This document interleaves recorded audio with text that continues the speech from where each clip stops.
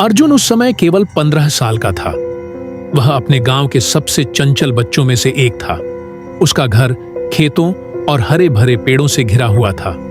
हर सुबह सूरज की पहली किरण उसके कमरे में झांकती और पक्षियों की चहचहाहट उसे बिस्तर से उठा देती। गांव में उसका सबसे प्यारा दोस्त एक पालतू कुत्ता था, शेरू। शेरू भूरा सफेद रंग का, नुकीले कान और चमकती आंखों वाला था।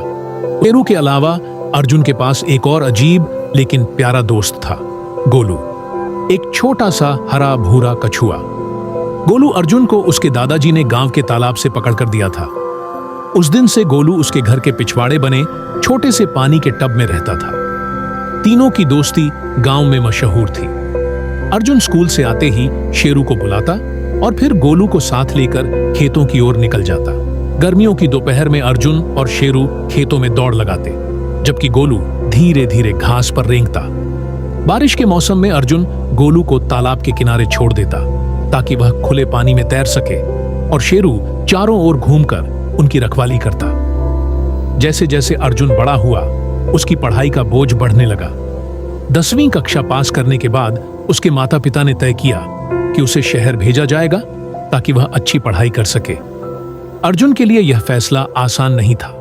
वह जानता था कि शहर में जाने का मतलब होगा शेरू और गोलू से दूर होना। शहर जाने से एक दिन पहले उसने दोनों दोस्तों के साथ लंबा समय बिताया। उसने गोलू को हाथ में उठाकर कहा, तुम धीरे धीरे चलने वाले हो, लेकिन हमारी दोस्ती हमेशा तेज रहेगी। शेरू की आंखों में भी कुछ समझने जैसा भाव था। अगले दिन अर्जुन शहर चला गया। शुरुआत में वह हर महीने गांव आता और अपने दोस्तों से मिलता, लेकिन पढ़ाई, फिर कॉलेज और उसके बाद नौकरी के कारण यह मुलाकातें कम होती गईं। मोबाइल फोन और इंटरनेट का जमाना था, लेकिन कुत्ते और कछुए को कॉल या मैसेज नहीं किया जा सकता था। शेरू अब बूढ़ा हो रहा था, गोलू भी बड़ा और सुस्त हो गया था।